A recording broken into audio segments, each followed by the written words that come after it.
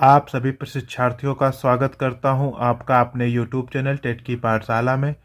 दोस्तों, आज मैंने यूपी टेट तथा सी टेट एग्ज़ाम के मैथमेटिक्स सब्जेक्ट से बहुत ही महत्वपूर्ण प्रश्न लेके आया हूं। यह सभी प्रश्न आपकी आगामी परीक्षाओं के लिए अत्यंत महत्वपूर्ण हैं।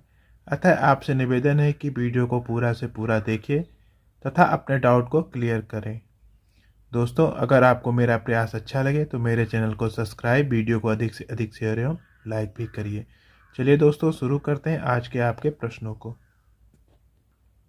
दोस्तों, पहला प्रश्न है √2 प्लस √3 प्लस √2 माइनस √3 का मान ज्ञात कीजिए। इस तरह के प्रश्न आपकी परीक्षाओं में पूछ लिए जाते हैं कि अगर कोई चीज़ रूट में दी गई तो उसको कैसे सॉल्व किया जाए।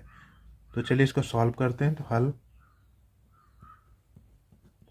हम लोग मान लेते हैं इस पूरे को x के बराबर। तो जो दिया गया इसको x मान लेते हैं। तो ये हो जाएगा √2 plus √3 plus √2 minus √3 equal to x। अब क्या कर देते हैं हम लोग, अब हम दोनों तरफ का वर्ग कर लेते हैं। तो दोनों तरफ वर्ग करने पर, दोनों तरफ वर्ग कर लेते हैं तो क्या हो जाएगा दोस्तों आपका, इस पूरे का वर्ग मतलब √2 प्लस √3 और यहाँ पे प्लस दिया गया है √2 माइनस √3 का होल स्क्वायर बराबर x स्क्वायर। तो अब क्या हो जाएगा दोस्तों, अब ये हो जाएगा, हम लोग मान लेते हैं ये a है और ये b है। तो इसको कैसे लिख सकते हैं, एक्स स्क्वायर को हम पहले ही लिख लेते हैं। एक्स स्क्वायर बराबर क्या हो जाएगा, ए का a प्लस बी का होल स्क्वायर। तो पहले क्या हो जाएगा √2 प्लस आपका √3 का whole square plus B square क्या हो जाएगा √2 माइनस √3 का होल स्क्वायर प्लस 2ab मतलब 2 इंटू √2 प्लस √3 और दूसरे ब्रैकेट में क्या हो जाएगा b, मतलब b क्या दिया है √2 पूरा है माइनस √3। अब इसको और सॉल्व कर लेते हैं। अब सॉल्व करेंगे तो क्या हो जाएगा दोस्तों, ये हो जाएगा आपका एक्स स्क्वायर बराबर आपका, ये देखिए √2 प्लस √3 का होल स्क्वायर दिया तो स्क्वायर होने से एक रूट हट जाएगा। तो क्या बचेगा आपका 2 प्लस √3 और यहाँ क्या बचेगा आपका 2 माइनस √3, क्योंकि स्क्वायर से एक अंडर रूट हट जाएगा। तो 2 माइनस √3 प्लस 2 इंटू ये क्या लिखा है, ये आपका ए प्लस बी और ए माइनस बी। तो क्या होगा ए स्क्वायर माइनस बी स्क्वायर का फार्मूला हो जाता है। तो क्या हो जाएगा 2 अंडर रूट में आपका हो जाएगा ए स्क्वायर मतलब 2 का square minus B square minus √3 का whole square. A square minus B square का फार्मूला क्या होता है ए प्लस बी और दूसरे ब्रैकेट में ए माइनस बी। तो यहाँ रूट को पहले रख लेते हैं और ये क्या हो जाएगा ए स्क्वायर माइनस बी स्क्वायर का फार्मूला हो जाए। अब इसको और सॉल्व कर लेते हैं। तो क्या हो जाएगा दोस्तों, यहाँ से आएगा आपका एक्स स्क्वायर बराबर, ये देखिए √3 कट गया क्योंकि एक पॉजिटिव है एक निगेटिव है। यहाँ पे क्या हो जाएगा 2 प्लस 2 4 प्लस आपका हो जाएगा 2 इंटू, अब यहाँ पे देखिए 2 का स्क्वायर कितना हो गया 4 माइनस √3 का स्क्वायर मतलब रूट से स्क्वायर हट जाएगा तो क्या बचेगा माइनस का 3। अब इसको और सॉल्व कर लेते हैं। तो क्या हो जाएगा दोस्तों, एक्स स्क्वायर बराबर 4 प्लस 2 इंटू यहाँ बचेगा √1, क्योंकि 4 माइनस 3 1 होता है। अब √1 की वैल्यू हमेशा क्या होती है 1 होती है। तो इसको कैसे लिख सकते हैं हम, एक्स स्क्वायर बराबर 4 प्लस 2 इंटू 1, क्योंकि √1 की वैल्यू हमेशा 1 हो सकती है। तो यहाँ से आपका क्या आ जाएगा, एक्स स्क्वायर बराबर 4 और 2 इंटू 1 2, मतलब 4 + 2 6 हो जाएगा। एक्स स्क्वायर की वैल्यू 6 आ गई, तो एक्स की वैल्यू क्या आ जाएगी दोस्तों, √6 आ गई। तो अब यहाँ पे वैल्यू क्या दे दिया गया आपका, एक्स की वैल्यू हमने इस पूरे को मान लिया था एक्स, तो इसकी वैल्यू क्या आ गई आपके, √6 आ गई। तो यही इसका आंसर होगा, मतलब √6 किस ऑप्शन में है आपका, डी ऑप्शन है, मतलब डी ऑप्शन इसका सही है। यहाँ पे देखिए एक्स की वैल्यू आपकी √6 आई है, जो कि हमारा किस में है, डी ऑप्शन में है। तो डी ऑप्शन आपका सही होगा, √6 प्रश्न का सही उत्तर होगा। अब चलते हैं प्रश्न संख्या 2 पे। दोस्तों प्रश्न संख्या 2 दिया गया है, दो संख्याओं का मासा 9 और लासा 270 है, यदि संख्याओं का जोड़ 99 है तो उनका अंतर ज्ञात कीजिए। तो हम लोगों को जो चीज़ें दी गई उसको हम लोग नोट कर लेते हैं। तो हल आपका मासा मासा क्या दे दिया गया, आपका 9 दे दिया गया, लिख लेते हैं। और लासा क्या दे दिया गया आपका, 270।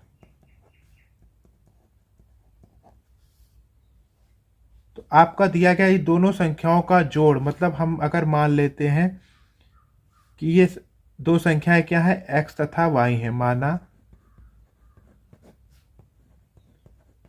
दो संख्याएं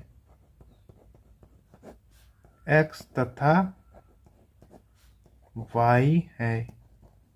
तो क्या दे दिया गया, दो संख्याओं का जोड़ कितना है आपका 99, मतलब 99। तो x + y = 99 दे दिया गया है।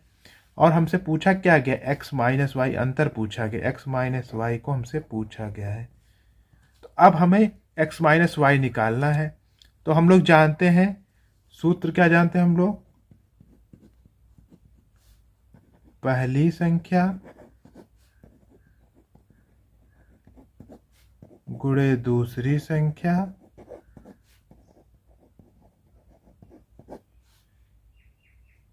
बराबर मासा, मतलब मासा पर गुणे लाशा होता है। ये हम लोग सूत्र जानते हैं। तो पहली संख्या हमारी क्या, हमने मानी थी x है, दूसरी संख्या आपकी y, x × y बराबर आपका क्या आ जाएगा, मासा आपका 9 है और लासा आपका 270 है। तो ये आपका क्या हो गया, यहाँ से आपका x × y बराबर 9 × 270 हो गया। तो हमें किसकी वैल्यू ज्ञात करनी, x - y। तो x - y कैसे हम लोग ज्ञात कर सकते हैं, हम लोग जानते हैं कि x - y का होल स्क्वायर का एक सूत्र होता है। इसको भी हमेशा आप याद कर लीजिए, क्योंकि इस तरह के प्रश्न हमेशा पूछे जाते हैं। तो ये हो जाता है आपका x + y का होल स्क्वायर -4xy। ये आपका सूत्र है, मोस्ट इंपॉर्टेंट सूत्र है। हर बार ये इस तरह का प्रश्न पूछा जाता है कि अगर x + y दे दिया गया है तो x - y कैसे ज्ञात किया जाएगा। तो इस सूत्र को आप नोट कर लीजिए। अब यहाँ हम लोग वैल्यू रख लेते हैं दोस्तों।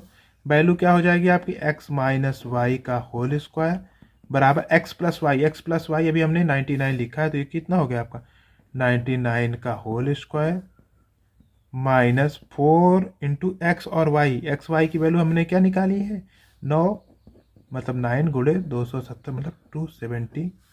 अब इसको और सॉल्व कर लेते हैं हम लोग। इसको हम कैसे सॉल्व कर सकते हैं, ये हो जाएगा आपका x - y का होल स्क्वायर बराबर, इसको हम लोग कैसे लिख सकते हैं, 9 का स्क्वायर गुणे 11 का स्क्वायर, मतलब 11 × 9 = 99 का होल स्क्वायर हो जाएगा, माइनस, अब इसको और कट कर लीजिए। तो कैसे कर सकते हैं हम लोग, इसको हम लोग कैसे लिख सकते हैं, और मतलब 2 दूना 4 ये हो गया, और यहाँ बचा आपका 3 × 3 3 × 9। अब 270 को कैसे लिख सकते हैं हम लोग लिख सकते हैं 3 × 9 त्रिक 27 और गुणे 2 और गुणे 5, मतलब 27 और 10 गुणे 2 पंचे 10, मतलब 10, ऐसे लिख सकते हैं हम लोग। अब इसको हम लोग कैसे सॉल्व कर सकते हैं दोस्तों, अब इसको हम लोग लिख सकते हैं x - y का होल स्क्वायर बराबर, ये लिख सकते हैं हम लोग 9 का स्क्वायर गुणे 11 का स्क्वायर माइनस, इसको कितना लिख सकते हैं 9, इसको हम लोग 9 का स्क्वायर, 3 × 9 का स्क्वायर गुणे और ये कितना बचेगा 120 बचेगा, और इसको छोड़ करके आपस में गुणा करेंगे तो कितना बचेगा आपका 120 बचेगा। अब दोस्तों कैसे सॉल्व कर सकते हैं हम लोग यहाँ पे क्या कॉमन ले लें, हम लोग 9 कॉमन ले लें, 9 का स्क्वायर कॉमन ले, तो 9 का स्क्वायर अगर हम कॉमन ले लेंगे तो क्या बचेगा आपका,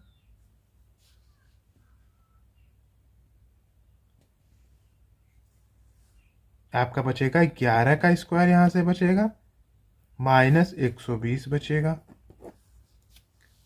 अब यहाँ पे 11 का स्क्वायर क्या होगा 9 का स्क्वायर, और 11 का एक स्क्वायर आपका 121 माइनस 120। तो यहाँ से आपका आ जाएगा x माइनस वाई का होल स्क्वायर बराबर 9 का स्क्वायर इंटू 121 माइनस 120, एक बचेगा यहाँ पे। तो x माइनस वाई का होल स्क्वायर बराबर आ गया आपका 9 का स्क्वायर। अब स्क्वायर से स्क्वायर कट गया तो x माइनस वाई की वैल्यू क्या आ जाएगी आपकी, x माइनस वाई बराबर आपका 9 आ गया, जो कि आपका पूछा था कि x माइनस वाई दोनों का अंतर क्या होगा, 9 आएगा। यहाँ देखिए आंसर 9। अब 9 जिसमें दिया गया उसको उस पर हम लोग टिक कर देते हैं, तो ऑप्शन संख्या डी इस प्रश्न का सही उत्तर होगा, क्योंकि यहाँ पे आंसर 9 आ रहा है। अब चलते हैं प्रश्न संख्या 3 पे। दोस्तों प्रश्न संख्या 3 दिया गया, यदि किसी समकोण समद्विबाहु त्रिभुज का परिमाप 4√2 + 4 सेंटीमीटर है तो उसके कर्ण की लंबाई क्या है। तो अब हम लोगों से दिया गया समकोण समद्विबाहु, मतलब आपका एक कोण आपका समकोण होगा, मतलब 90 डिग्री होगा। तो हम इसको बना लेते हैं। एक कोण आपका समकोण होगा, तो हमने मान लिया कि ये कोण आपका समकोण है। अब इसकी हम रख लेते हैं ए बी और सी समद्विबाहु, मतलब इसकी दो भुजाएं आपस में बराबर है। मान लेते हैं हम लोग कि ये भुजा बराबर है और ये भुजा बराबर है।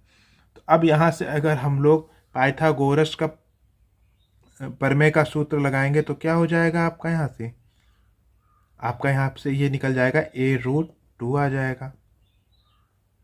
अब हमसे क्या पूछा गया है, उसके कर्ण की लंबाई। अब हमें परिमाप, हमने ए माना तो a√2 आया। अगर हमें परिमाप दे देगा 4√2 + 4 सेंटीमीटर, तो उसकी वैल्यू क्या आएगी।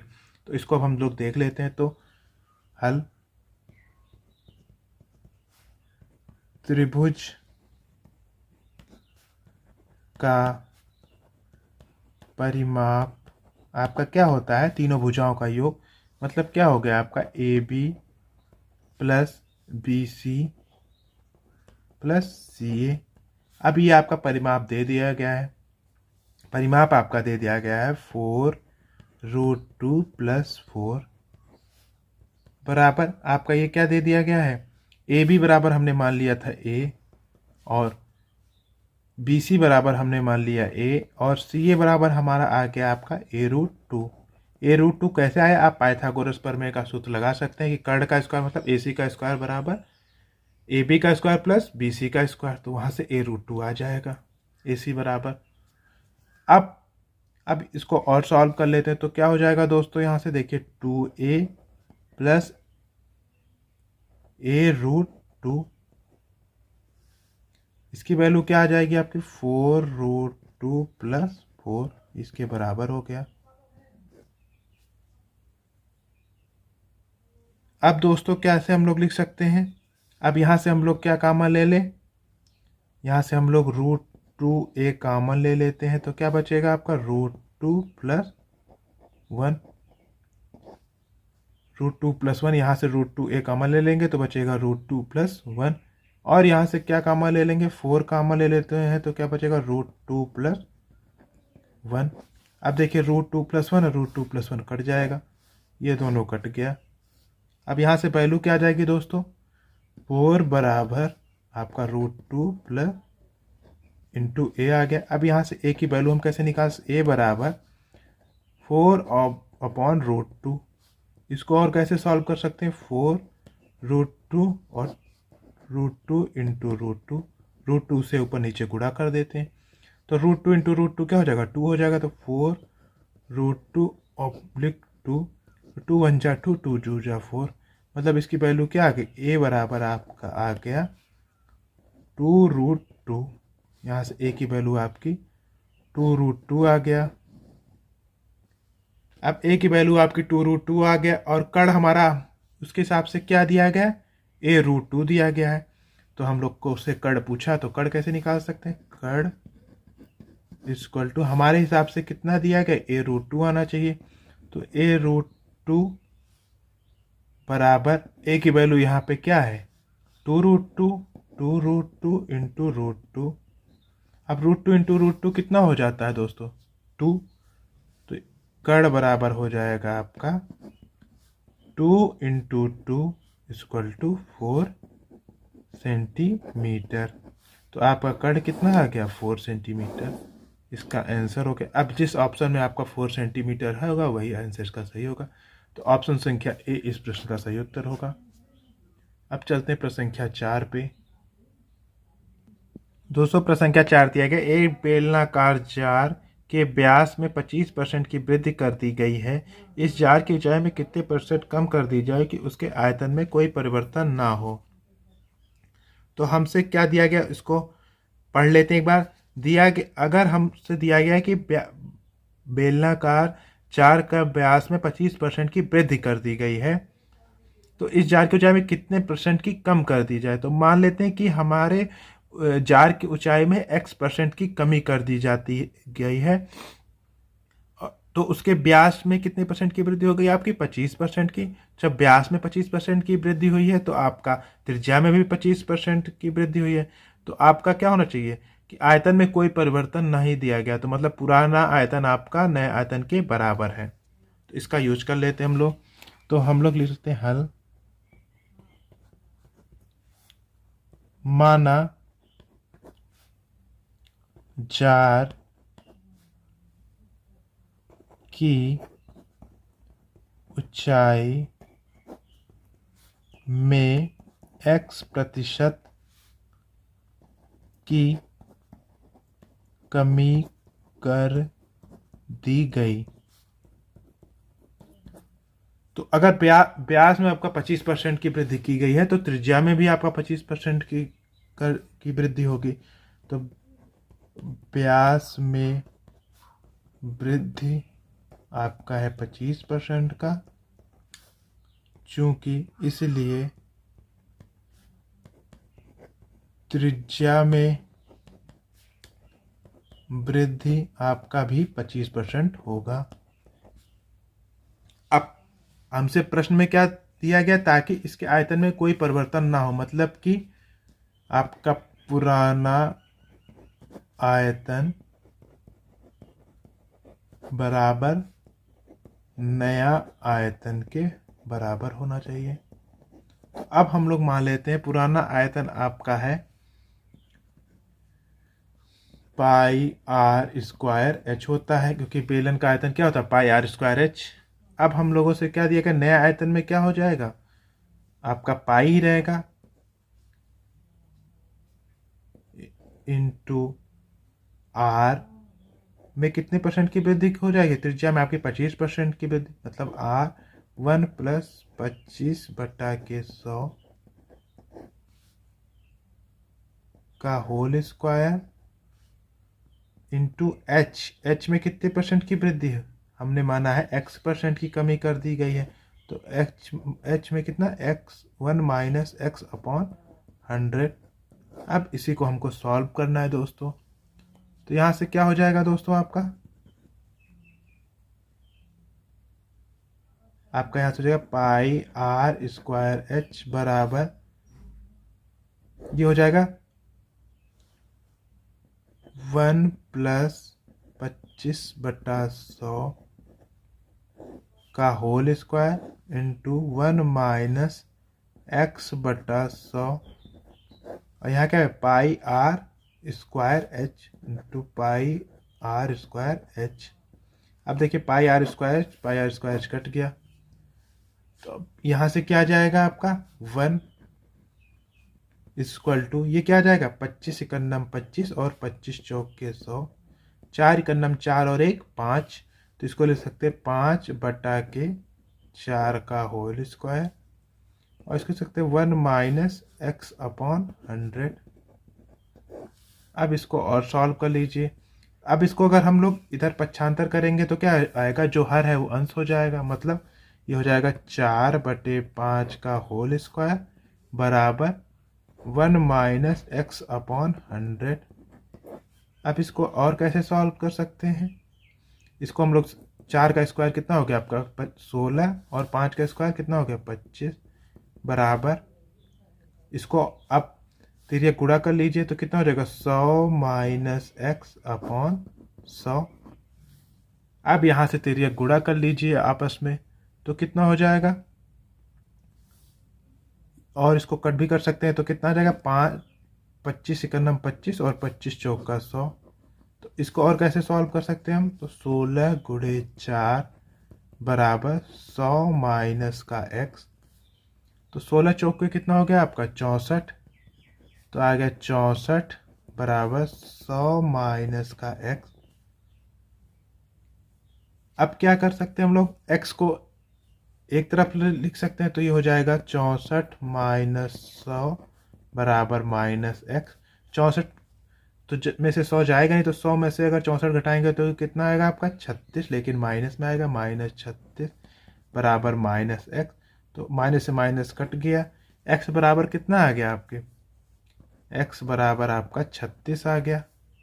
अब 36 यहाँ क्या है देखिए 1 माइनस एक्स बटा 100 दिया गया है, तो यहाँ पे x क्योंकि निगेटिव में तो यहाँ पे कमी हो जाएगा, तो अतः जार की ऊंचाई में कितने % की कमी कर दी जाए 36% की। अतः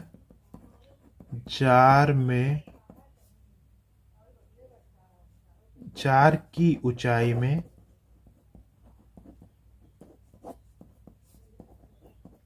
36% की कमी करने पर उसके आयतन में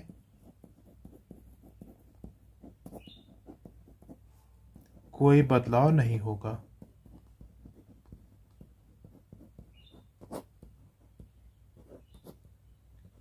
तो हमारा आंसर आएगा 36% की कमी, तो यही आपका आंसर हो जाएगा 36%।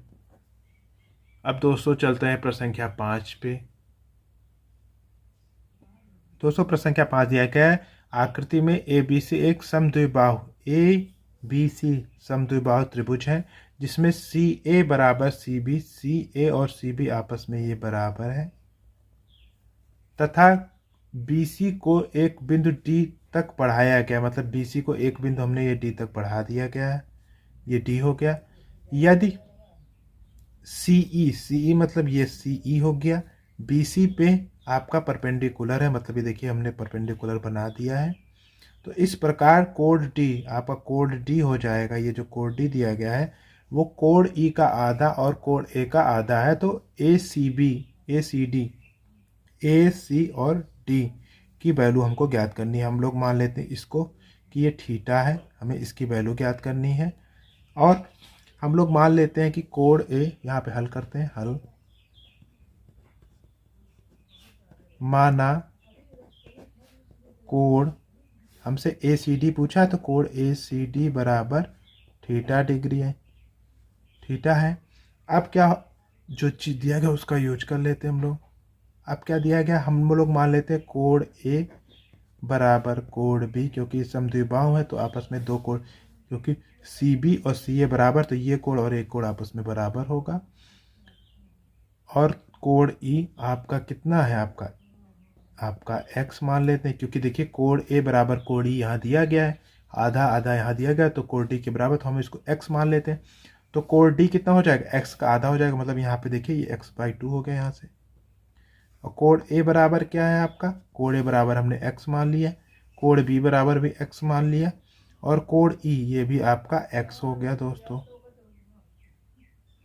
और हम इस कोड को मान लेते हैं कि ये कोड अभी हमें पता नहीं, तो ये y है।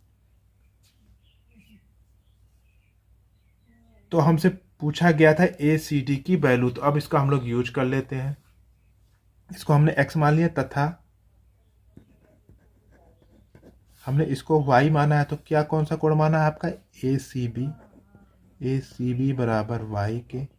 अब हम लोग कौन सा त्रिभुज ले लेते हैं, त्रिभुज ECD ई, सी और डी में। तो प्रश्नानुसार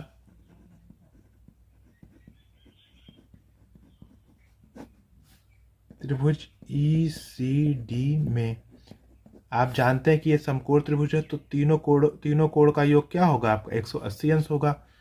ये 90 डिग्री है, तो यहाँ से क्या आ जाएगा आपका, पहला आपका x दिया गया, x plus x by 2 plus 90 degree बराबर 180 अंश के।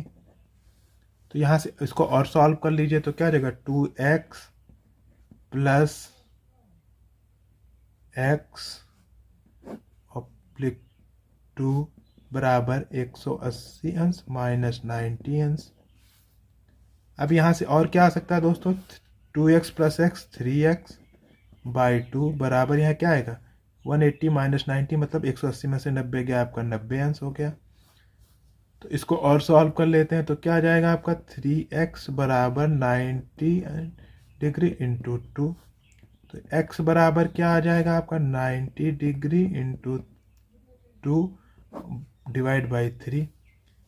तो यहाँ से x की वैल्यू क्या आ जाएगी, 3 1 जा 3, 3 जा 9 और 0 मतलब 30 अंश। तो x की वैल्यू आपकी क्या आ गई 60 डिग्री। अब x की वैल्यू 60 डिग्री आ गई, मतलब ये 60 ये 60 ये 60 ये 60 और ये y है। तो अब इन तीनों का योग क्या होना चाहिए, क्योंकि ये दो कोण आपस में बराबर है, तो मतलब कि आपका एक कोण ये जो इन दोनों कोणों का योग क्या होना चाहिए, कोण ए कोण बी कोण सी, मतलब ये y वाले का वैल्यू 180 अंश होना चाहिए। तो इसका यूज कर लेते हैं, यहाँ लिख लीजिए त्रिभुज ए बी सी में, क्योंकि आपका क्या है यह समबाहु त्रिभुज है, क्योंकि दो भुजाएं आपस में बराबर है।